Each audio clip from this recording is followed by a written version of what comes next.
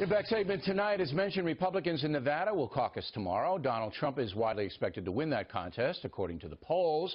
Senators Rubio and Cruz are fighting for second. Joining us now from Nevada is Senator Rubio. So let's talk a little policy tonight. First, we've got about 12 million illegal immigrants currently living here in the USA. Mr. Trump says he would deport all of them. Would you? Well, the ones that are dangerous criminals, the ones that are violent, the ones who pose a threat would be immediately deported, and many others will have to leave or be deported because they don't qualify. They've been here long enough. But I can just tell you that what we do with the rest of them is not even something we're going to have a debate about until we first secure our border. And only after we've secured our border, then we'll see what the American people are willing to support when it comes to someone who's been here for a long time, is not otherwise a criminal, has passed a background check, learns English, pays a fine, starts paying taxes. We'll see what the American people support. Well, we assume that it can't do it all at once. It's got to be secure the border first. And we assume anyone who wins the Republican nomination will do that if they become president. But I'm interested in your vision, okay? Because your father came here from Cuba.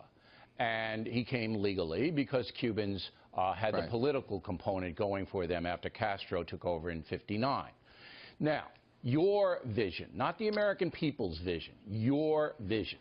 You got 12 million people living here.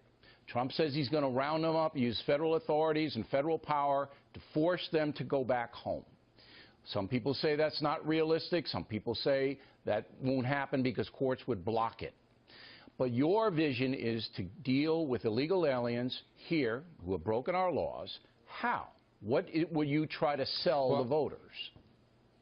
Yeah, and first, just to set the record straight, my parents came in 1956 before Castro. They came through the regular green card process. They applied, and they entered the country the normal immigration way. They didn't have any sort of special status.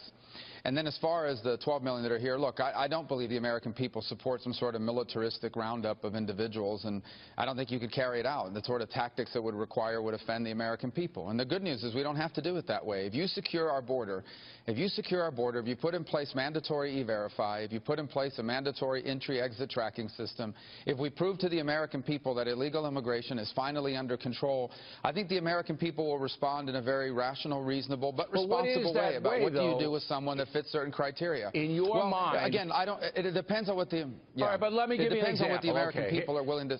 Let me give you an example. All right, so Tommy O'Malley has overstayed his visa from County Cork in Ireland. Let's take it out of the Mexican realm, because there are a lot of non-Mexicans who are here illegally. All right, let's take that emotional component out of it. So Tommy O'Malley comes over, he overstays his visa, he's got a job out on Long Island, he's been here, he's got 2 kids. You let him stay, you give him American citizenship, what do you do with him? Well, first of all, it depends on what the American people are willing to support, because we're not going to ram anything down their throat. But I'm going to give it to you, Bill. Okay, but hold on a second. Let me finish my statement. It does depend on what the American people will support. Here's what I've suggested in the past. If someone has been here for a defined period of time, they can pass a background check. If they've committed crimes, they can't stay. They have to pay a tax.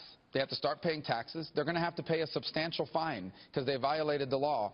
And in exchange for all of that, they can apply and receive a work permit. And that's all they're going to be allowed to have, a permit that allows them to work here and travel. And that's it. And that's all they'll be allowed to have for a very significant period of time. I think that's something the American people might be open to, but only after our borders are secure. They might be, but it would have to be very well defined to them.